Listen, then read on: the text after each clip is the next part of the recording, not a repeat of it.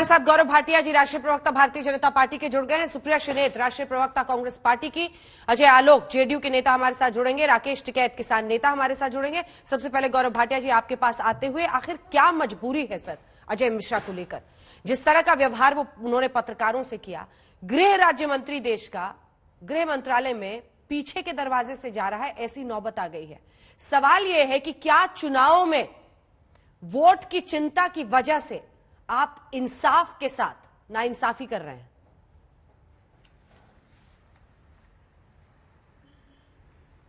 अंजना जी, देखिए, सबसे पहले तो क्योंकि आपने पत्रकारों की बात करी तो मैं एक बात कह दूं, चाहे कोई मंत्री हो या कोई भी व्यक्ति हो, जब आप सार्वजनिक जीवन में होते हैं तो आपसे प्रश्न पूछे जाएंगे और उन प्रश्नों का उत्तर देना आपकी जिम्मेदारी और कर्तव्य है। जो उन्होंने किया वो कतई उचित नहीं था और उससे हम सहमत नहीं है। भारतीय जनता पार्टी वो पार्टी है जो आदर्शों पे चलती है, हमारे अपनी एक सोच और विचारधारा है और ये जो कृत्य है उससे मेल नहीं खाता है। दूसरी बात जो आपने प्रकरण को लेकर करी है, मैं कुछ तथ्य जरूर रखना चाहूंगा।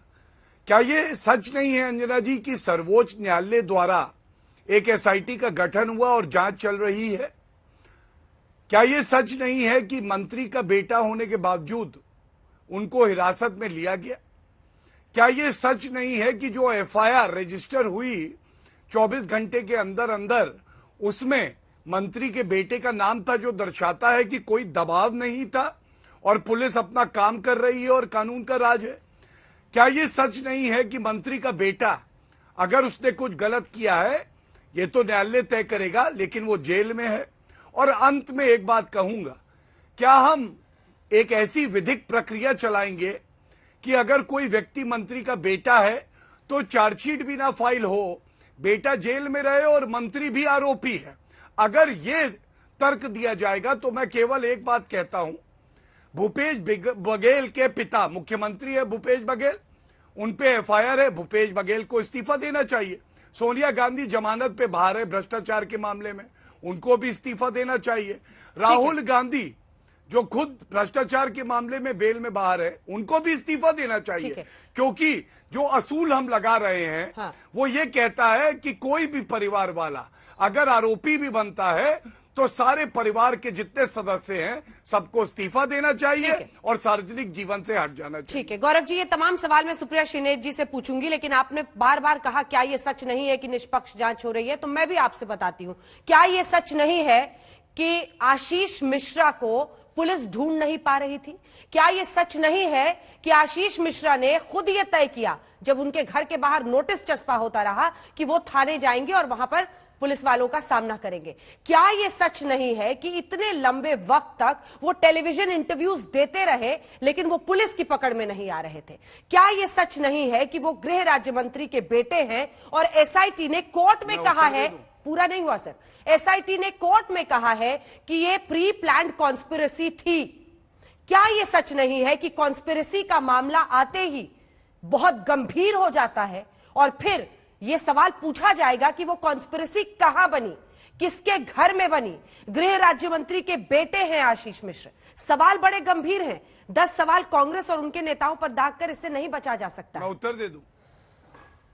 बिल्कुल ना अंजना जी, आप पत्रकार हैं और जनता हमसे सवाल पूछेगी और हमें उत्तर देना होगा, यही हमारा प्रयास है।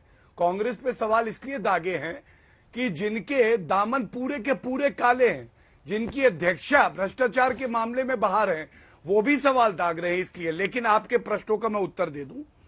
देखिए, नोटिस चस्पा जो किया जाता है, नोटिस चस्पा उत्तर प्रदेश की ही पुलिस ने किया ना, और 48 घंटे के अंदर उन्हें सरेंडर करना पड़ा जो मंत्री के बेटे हैं। ऐसा क्या सत्य नहीं है?